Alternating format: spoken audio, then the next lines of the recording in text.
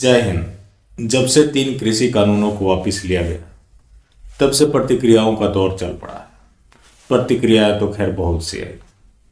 कुछ लोगों का ये भी कहना है कि अब समय आ गया है कि हम पुराने नोट को भी ढूंढ लें। क्या पता मोदी जी घोषणा कर दें कि पुराने नोट भी चलेंगे। तो एक अंधभक्त की व्यथा, मतलब कमाल की व्यथा। उम्मीद करता हूं कि आप भी सुनेंगे और लोगों तक पहुंचाएंगे, क्योंकि हमारा काम है लोगों का दर्द साझा करना। अब उस अंधभक्त का दर्द समझिए और उसमें मास्टर स्ट्रोक भी समझिए। मोदी जी ने 3 कृषि कानून को रद्द कर दिया। उनके पास इंडिया, अमेरिका, इजराइल, फ्रांस से इंटेलिजेंस इनपुट आ रहे थे कि जो ये तथाकथित किसान बैठे हुए, इनको फंडिंग की जा रही है। इनके पास AC, tent, gas cylinder, raw मांस और पूरा इन्होंने 1 साल के लिए अयासी का अड्डा बना रखा था, जो कि विदेशियों के हाथों बिक चुके थे। इनका एकमात्र मकसद था हिंदुवादी मोदी को हटाना। हिंदुवादी मोदी। अब विशाल व्यूज के अब दर्शक हैं तो शायद आप समझ सकते हैं कि मोदी हिंदुवादी है या फिर क्या है। मोदी जी ने जबरदस्त का झटका दिया है, ऐसा करके उनकी बोलती बंद कर दी। सोचिए भाई, मोदी जी हैं, एक चीज तो है कि वो सपने में भी बुरा नहीं सोच सकते। अभी मैंने कहा, ये मास्टर स्ट्रोकवादी जिहादियों का मानना है। मैं बार बार आपसे बताते ही आ रहा हूं कि ये मास्टर स्ट्रोकवादी कल के जिहादी हैं। अब क्यों? आज के जो जिहादी है ये भी कभी के कमजोर हिंदू थे। जो कमजोर लोग होते हैं उनको दूसरे की सहायता की जरूरत होती है, उनकी उम्मीदें दूसरों से होती है, लेकिन मजबूत लोग खुद लड़ते हैं। तो आज के ये कायर हैं तो कल के ये जिहादी बनेंगे। तो यही इसके पीछे फंडा है। अब ऐसा नहीं है कि मास्टर स्ट्रोक यहीं तक सीमित है। मास्टर स्ट्रोक अलग अलग तरीके से चलाए जा रहे हैं कि मोदी जी अब बड़ा कोई कदम लेने वाले हैं, इसलिए उन्हें यह दिखाना पड़ रहा है कि वो देश को एक साथ लेकर चल रहे हैं। इसी बीच कुछ वो बड़ा कर देंगे। वो इतना बड़ा हो जाएगा कि लोगों के समझ से बाहर का हो जाएगा। अब सोचिए कि भला इस तरह के अंधभक्त प्राणी जीवित हो तो भला मूर्ख आदमी भी कैसे सत्ता का लाभ नहीं उठाएगा, जो कि नरेंद्र दामोदर दास जी उठा रहे हैं। अब नरेंद्र दामोदर दास जी ने क्यों किया है ये तो मैंने आपको बताया ही नहीं है। वोटों की फसल काटनी है। इसी नरेंद्र दामोदर दास मोदी जी की इनकी पुरानी वीडियो एक सुन लीजिए। है और न ही कोई कार्य योजना दिखाई जाती है।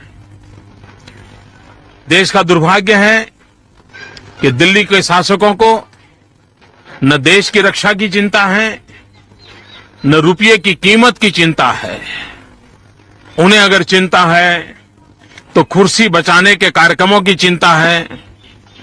कुर्सी बचाने के तौर तरीके क्या। देखिए किस तरह से ये हमलावर थे और कितने ये बेदाग नेता साबित कर रहे थे।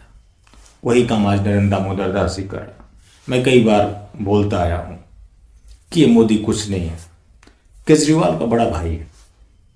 लेकिन क्या कीजिएगा, जो ये अंधभक्त है मोदी को ईश्वर मान चुके हैं और मोदी के हर जुमले इनके लिए प्रसाद की तरह होते हैं। उस प्रसाद को ग्रहण किए घूमते हैं ये, और जब ग्रहण कर लेते हैं तो अंदर से नशा आ जाता है। जब नशा होगा तो इस तरह की बेतुकी बातें होंगी जो कि अंधभक्त लगातार करते हैं।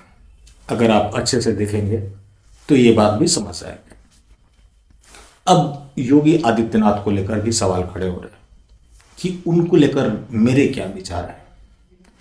देखिए, एक नेता सिर्फ नेता होता है, चाहे वो योगी आदित्यनाथ हो या XYZ कुछ भी हो।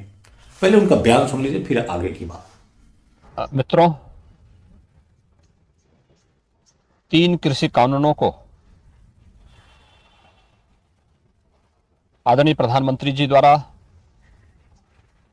वापस ले जाने का मैं उत्तर प्रदेश शासन की ओर से हृदय से स्वागत करता हूं। हम सब जानते हैं कि 3 कृषि कानूनों को लेकर के कतिपय किसान संगठन आंदोलन कर रहे थे। आज गुरु पर्व पर प्रधानमंत्री जी ने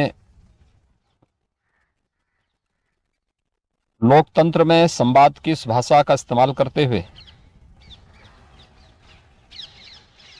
तीनों कृषि कानून को वापस लेकर के जो ऐतिहासिक कार्य किया है, मैं इसके लिए उनके इस कदम का हृदय से स्वागत और अभिनंदन करता हूं। यद्यपि शुरू से ही इस संबंध में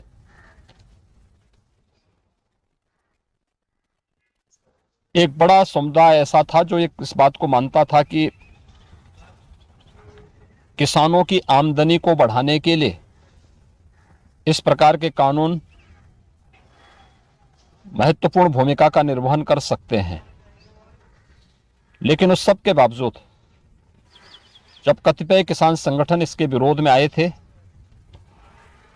सरकार ने हर स्तर पर संवाद बनाने का प्रयास किया। यह हो सकता है कि हमारे स्तर पर कोई कमी रह गई हो कि हम लोगों ने अपनी बात को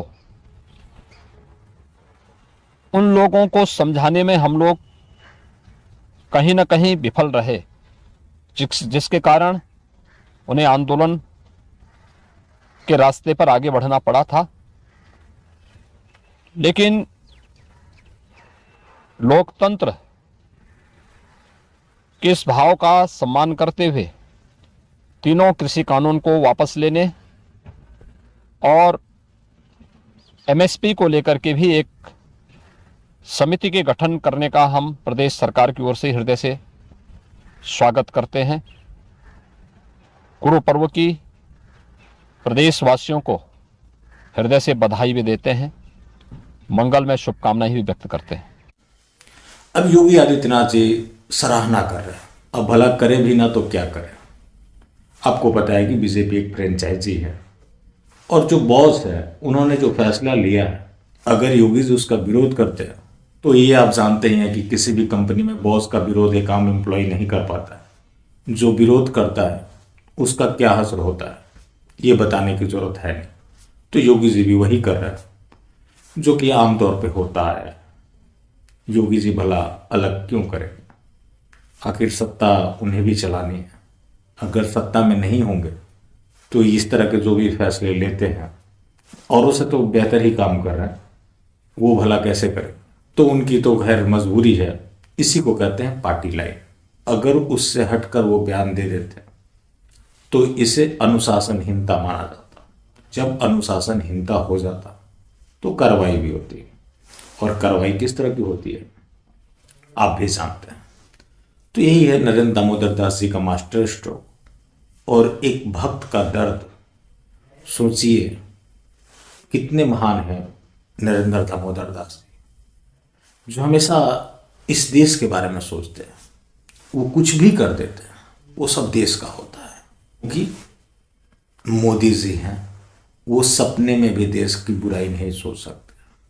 कमाल के हैं ना मोदी जी, कमाल का व्यक्तित्व है, कमाल के जुमले हैं। और ये सब जो हो रहा है क्यों हो रहा है, यही है जुमला जिहाद। जुमला जिहाद से पीड़ित लोग इस तरह की बातें रखते हैं जिसे पढ़कर आम आदमी भी सोच में पड़ जाता है। अब बताइए, मोदी जी हैं, कोई प्रधानमंत्री थोड़ी ना, वैसे एक आम नेता है। विदेश से फंडिंग हो रही थी तो प्रधानमंत्री होते तो उसे रुकवा देते, लेकिन मोदी जी नहीं रुकवा पाए क्योंकि वो देश के प्रधानमंत्री नहीं है, उनके पास सत्ता नहीं है। अब विशाल सिंह जैसे लोग मोदी को क्रिटिसाइज करते हैं तो ये तो अपना एजेंडा चला रहे हैं। आप समझदार लोग हैं, इस तरह किसी एजेंडा में आने की जरूरत है नहीं। ऐसे वामपंथी बहुत सारे मिल जाएंगे जो आपको बरगलाएंगे, लेकिन जो मोदी जी हैं हमेशा देश हित में काम करते हैं। इसलिए मोदी जी के ऊपर कभी सवाल कोई भी करे उसका आप विरोध करते रहे। आपका हर विरोध राष्ट्र को मजबूत करेगा। और जब इस तरह से राष्ट्र मजबूत होता रहेगा, जैसा कि जुमला जिहाद के शासनकाल में चल रहा है, तो देश एक दिन इस्लामिक कंट्री बन जाएगा, जो कि मास्टर स्ट्रोकवादी चाहते भी हैं। बाकी जिंदा रहें तो फिर मिलेंगे, और मिलते रहेंगे तो जिंदा रहेंगे। मिलना जुलना जारी रखें, लेकिन हाँ, मास्टर स्ट्रोकवादी बिल्कुल भी ना हो। जय हिंद।